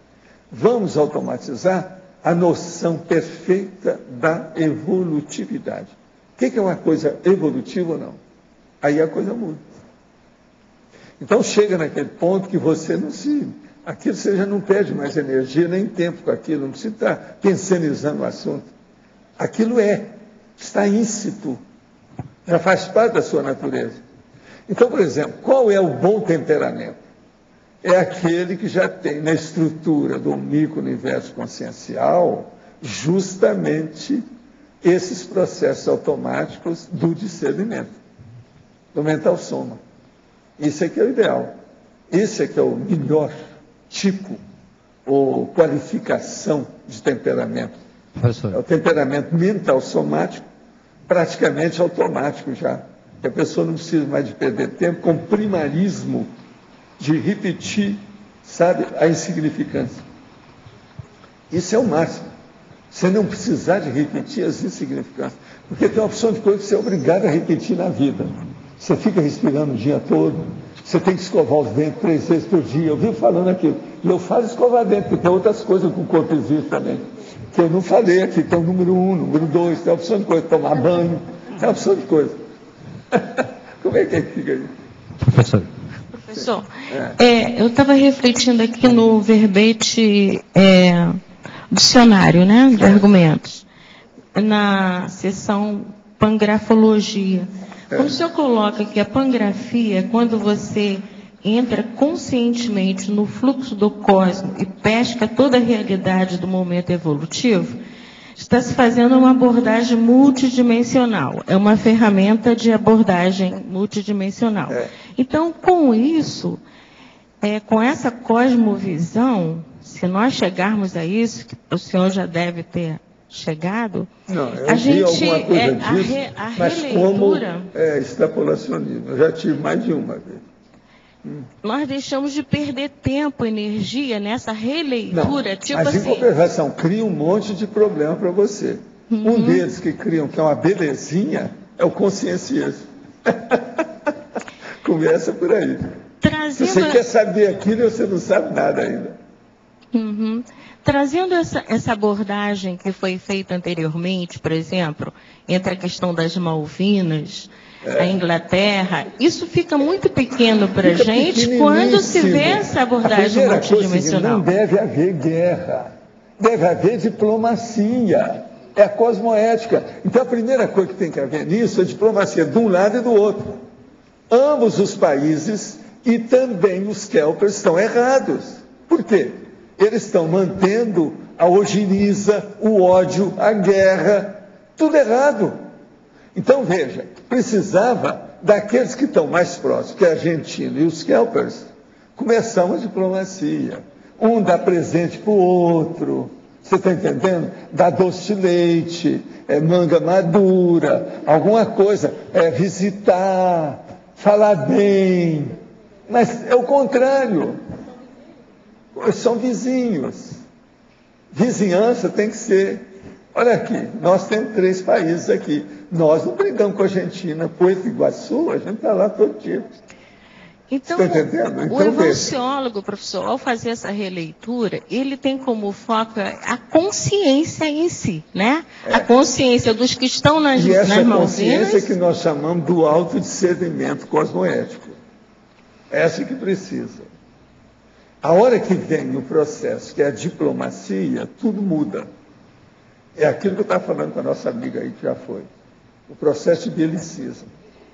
Se tem o belicismo, hein? Pois é, estou falando é cólica intestinal. A pessoa ainda dá valor para a cólica, quer dizer, é uma pena. Ela cultiva isso. Cultua a cólica intestinal. Guerra é isso. Me lembrei das guerras intestinais do Oriente Médio. Ela falou para você. Intestinas. A nossa amiga que estava aí lá do Líbano. E ela escapou, presta atenção, essa moça fora de série. Ela quer agora escrever um livro. Ela escapou porque ela estava preparada como gestante bomba. Mas na hora que chegou na mão dela, eles falaram, não, hoje não dá. Então ela desistiu. Já estava preparada para ser gestante bomba. Ela me contou tudo. Gente, vocês já pensaram o que é isso? Gestante bomba. Isso que eu vivo falando aqui, que eu considero que é um dos maiores absurdos novos da história da Terra. É a gestante bomba. Que não tem jeito da gente... É um absurdo total. Você pensar numa coisa dessa. Gestante bomba. Agora veja, ela se preparou tudo, estava com o rebento na barriga. Na hora que foi, eles falaram, não, agora não. Aí ela desistiu. Agora, ela quer escrever um livro sobre isso. Falei assim, coloca isso em primeiro lugar. Eu mesmo falei para ela, eu quase fui gestante bomba. Uma coisa qualquer assim. Eu mostrei para ela pensar nisso, fazer um livro desse jeito. Todo mundo, ela vai esclarear a cabeça de muita gente se fizer um livro desse. Com autoridade moral enorme. Agora, ó, isso é mais sério que essas guerrilhas e guerrinhas, tudo por aí afora. Quando nós estamos aferrados ao nacionalismo, a política ainda intrafísica, estamos sendo coadjuvantes dos vírus, das viroses intestinais. Não é isso? E falta aí o Estado Mundial, né? O problema nosso é caminhar para o Estado Mundial. Você vê tudo com o máximo de isenção para ver se ajuda uns aos outros a acabar com a guerra o mais depressa possível. É assim que a gente tem que fazer as abordagens mais inteligentes. Adélio, deixa eu só perguntar um negócio no contexto aqui. Valdo, assim, eu estava pensando assim, na prática não parece que falta mais gente daquelas pessoas da turma do deixa disso, né, para a diplomacia, infiltrado, né, intrafisicamente nesses locais problema, né, críticos?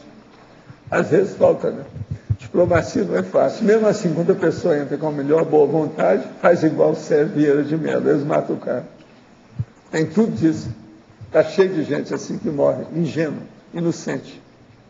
Valdo, mas essa questão da Argentina, a Cristina, pelo que eu vi, ela está tentando resolver diplomaticamente. Ela está fazendo muita força. Tem mas direito, veja, tudo bem. Mas eu e muita gente não pensamos que esteja certo. Devia de ser abordar e devia de ser outra. Eles não mudaram nada. Agora, você pensa bem, existe um amor nacionalista muito forte. Então, esse polperonista, eu conheci isso desde a década de 50, 1953, a primeira vez que eu fui à Argentina. A forma que eles não é fácil. Gente, são 60 anos. A forma que eles fazem é bem emocional. A Argentina sempre foi assim. Muito emocional muito demais. A Argentina tem muito do sangue tipo espanhol. Você está entendendo? E tudo dessa base. E daqueles que são bravos. Você sabe, latino, né? Que Argentina e Chile que tiveram aquela ditadura bem mais brava. Pois é. E Espanha. Você sabe que o Chile, nessa guerra, agiu totalmente contra a Argentina. Por quê? Falou uma coisa e fazia outra. Você sabe disso, né? A história mostra isso tudo. Eles falavam uma coisa na frente, faziam outra por trás. Eles ajudaram a Inglaterra por trás, mas falaram que estava ajudando a Argentina pela frente. Esse o Chile fez isso. Bifrontismo total dentro da guerra. Emocionalismo também. Isso está tudo provado. Isso aí é batata. Que é mais ou menos 50%. Agora, o Brasil não, foi a favor da Argentina, mas também ficou na dele, ficou quieto. Que tem mais ou menos metade espanhola e metade italiana. Aí o emocionalismo. Agora, ó, a Argentina tem muito italiano lá também. Tem muito alemão. Quase 50%. Pois é, e tem muito alemão também. Valdo. E outra coisa, tem também judeus. Valdo. E foram os alemães que levaram o dinheiro dos judeus para lá. Não te esqueça também que no final do ano 78, quase as duas ditaduras, de Pinochet e a ditadura argentina, entram em conflito por um negócio do canal de Beagle, né? Quase tiveram uma guerra. Então, o negócio do Pinochet estar em contra da Argentina naquele momento era uma questão lógica daquilo que tinha acontecido 3 anos antes. Foi. Isso tudo aconteceu realmente. Agora, para mim, o australino que fez o negócio, colocou o dedo lá. Então, o Papa serviu do negócio para retemperar as coisas. Agora, outra coisa séria. Vocês viram que o Papa visitou a Cuba e o Fidel Castro, né? Agora, veja, isso é que é ser cara de pau, hein? Esse nazista não brinca, hein? Esse Ratzinger é um nazista. Viu, Oswaldo? Esse é que você tem que estudar, Oswaldo. Vai estudar esse seu colega lá. Ó. Ele era da mocidade hitlerista. Gente, o homem foi visitar o Fidel Castro. Agora, o Fidel, só para chatear, o que é que um Papa faz? Essa é a maior piada dele. Agora, não, só essa aí é a maior piada. Fidel Castro pergunta para ele, o que é que um Papa faz? É como se falasse assim, você não faz nada, né? Não tem nada. Negócio terrível, né? Mas ainda o melhor foi a frase final dele. A frase final dele é muito inteligente, que diz: Cuba e o mundo devem mudar.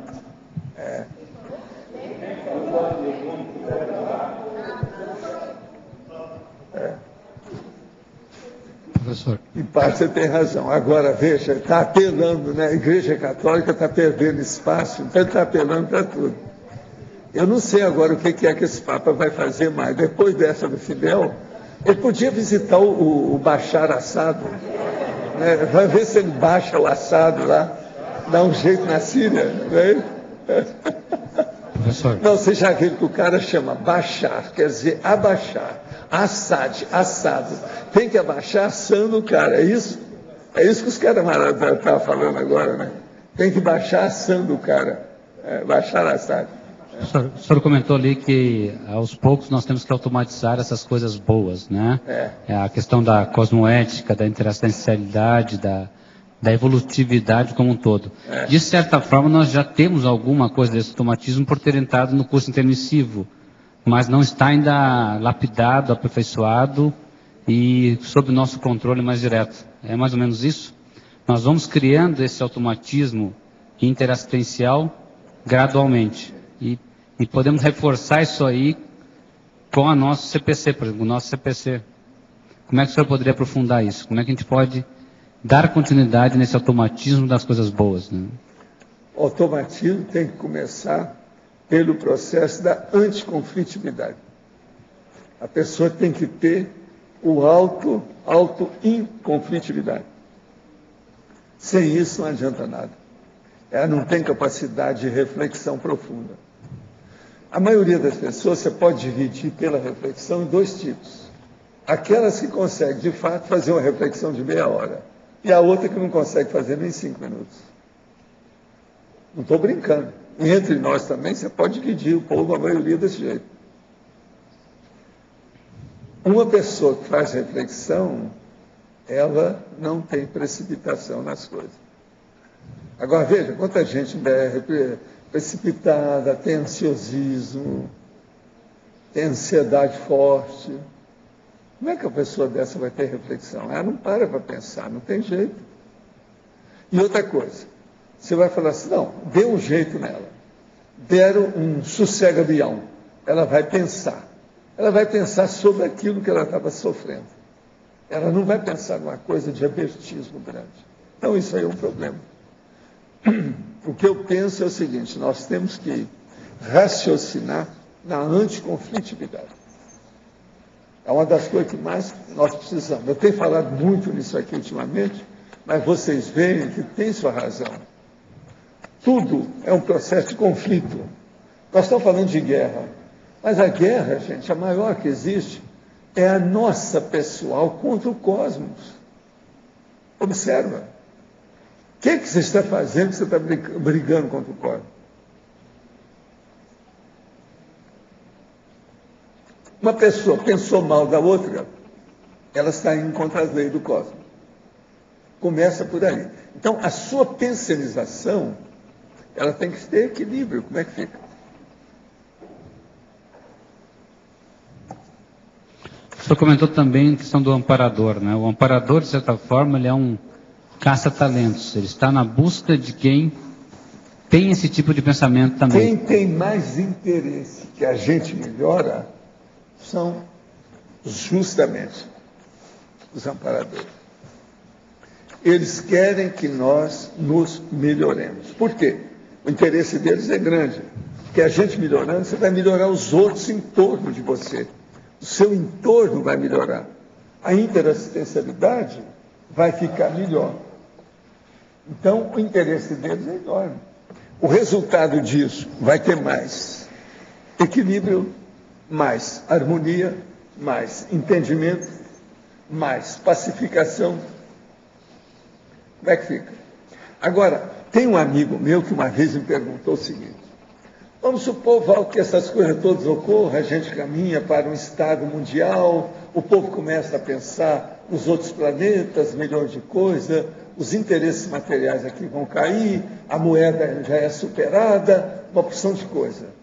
Agora, como é que fica o leão ou a leoa que fica matando a zebra para dar para os filhotes? Continua, assim, é lógico, O nível não tem jeito. O que é que tem no Estado mundial que vê com a fome da lioa? Então, veja, nós temos que entender isso. Por mais que você for limpar esse planeta, ainda nós vamos ter belicismo, vamos ter violência, vamos ter animalidade. E o problema não é esse. Aí eu falo assim, não, mas isso, vamos supor que o povo então desiste desse negócio de ter esses animais grandes, eles vão morrendo pouco a pouco. Assim, mas tem uma coisa que não morre. Da sua boca até lá naquele ponto final seu, do gastrointestinal, você tem aí bilhões de bichos. Você não vai ficar livre disso. Agora, o melhor da história. Uma pessoa, por exemplo, ela começa a ter muita flatulência, muitos gases. Às vezes ela usou, por exemplo, aí um antibiótico, uma coisa, aquilo acabou com a flora intestinal dela. Então o que acontece? Ela vai começar a tomar um remédio, que são bilhões de bichos. Ela toma isso como remédio. Está povoando, aumentando mais a população.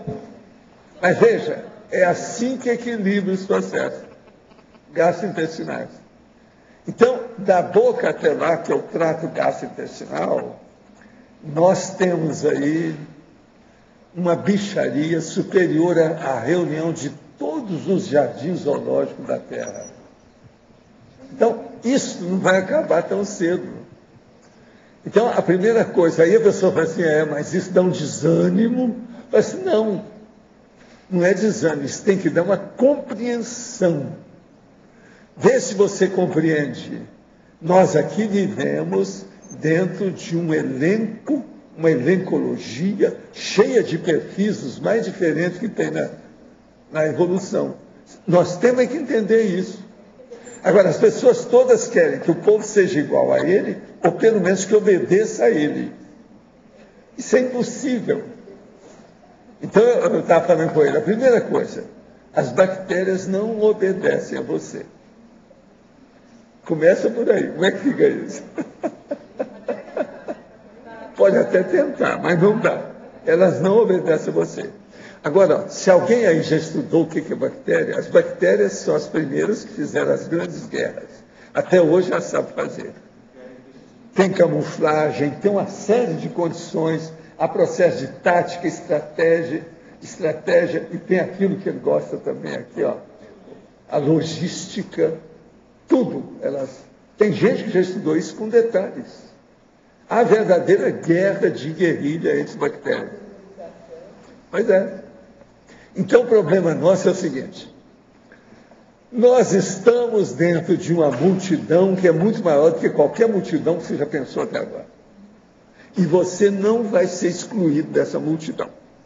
Então, relaxe, aproveite, no meio dessas quadrilhões de bichos, de tudo quanto é jeito, que não tem outro jeito, é a vida.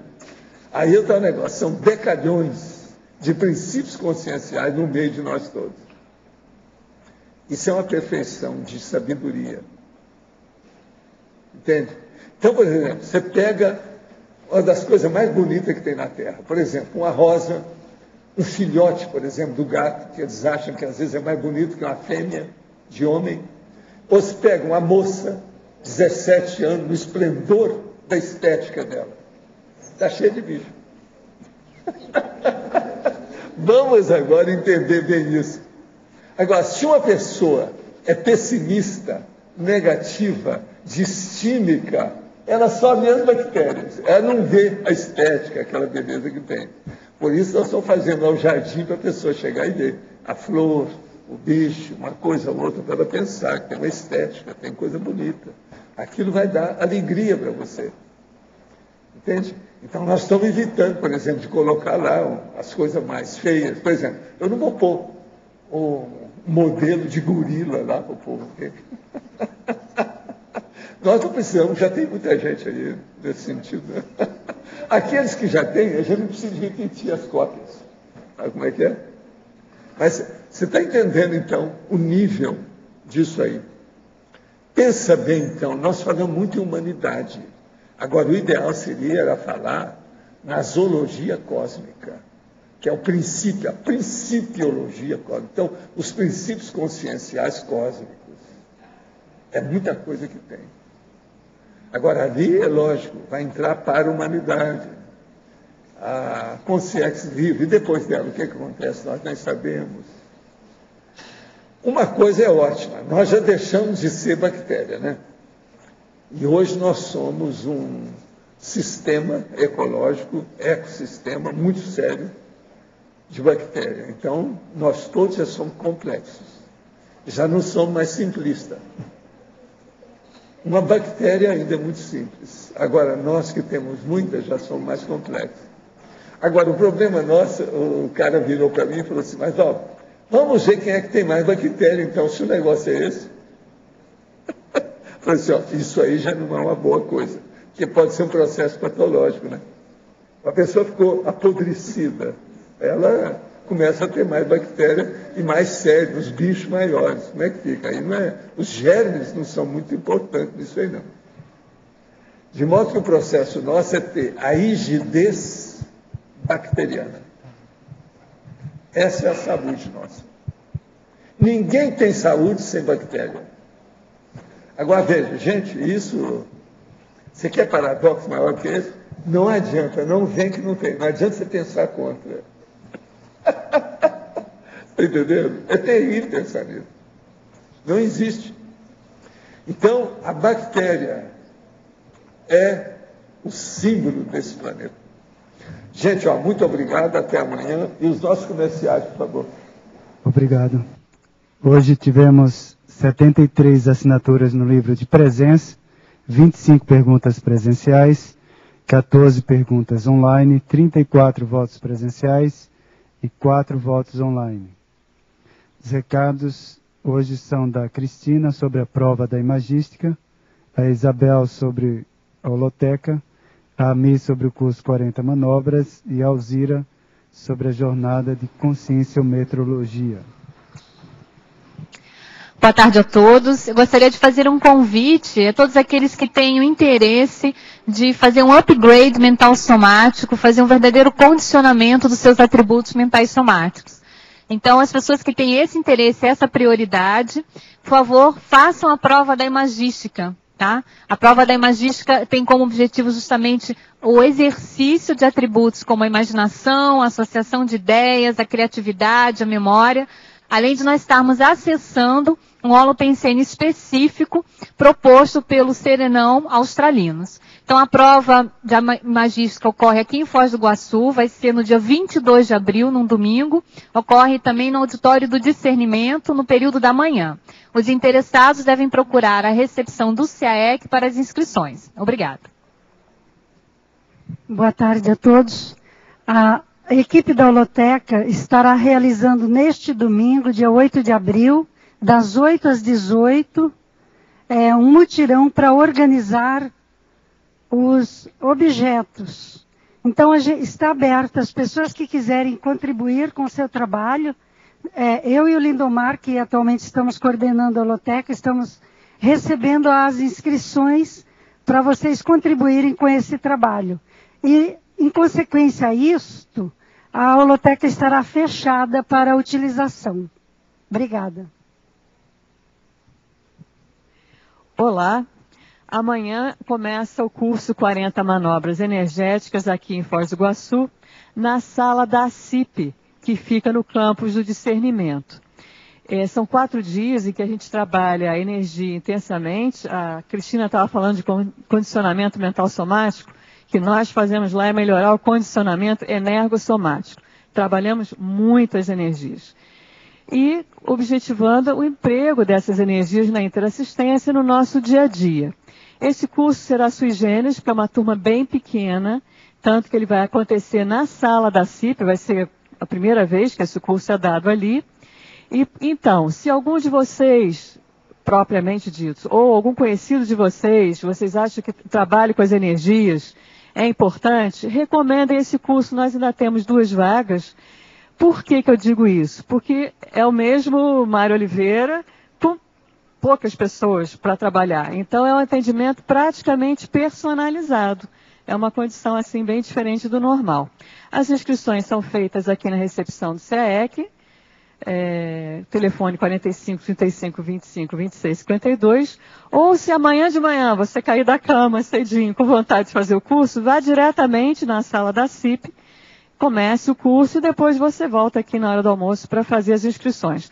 Para quem está no Village, nós vamos estar oferecendo transporte, vai estar saindo aqui da frente, ali próximo ali da recepção, a 15 para as 8, porque amanhã tem um cadastramento. Então a gente pede para os alunos chegarem mais cedo. Quem vai estar fazendo isso é o Geraldo, tá? Vocês esperem lá que o transporte vai sair de lá, ok? Muito obrigada e até amanhã. Boa tarde. Olá, pesquisador e pesquisadora. Você tem interesse e automotivação para fazer as suas autopesquisas? Venha participar da primeira Jornada Internacional de Conscienciometrologia. Estarei apresentando a conferência Pilares da Autoconscienciometria. Você conhece e aplica os pilares da autoconscienciometria? Venha, aguardamos você. Informações e inscrições na recepção do CAEC, nos telefones, código de área 45 35 25 26 52 ou 35 25 11 81. Obrigada. Para amanhã, o verbete eleito é para parentela, a especialidade extrafisicologia. Obrigado pela sua presença e até amanhã.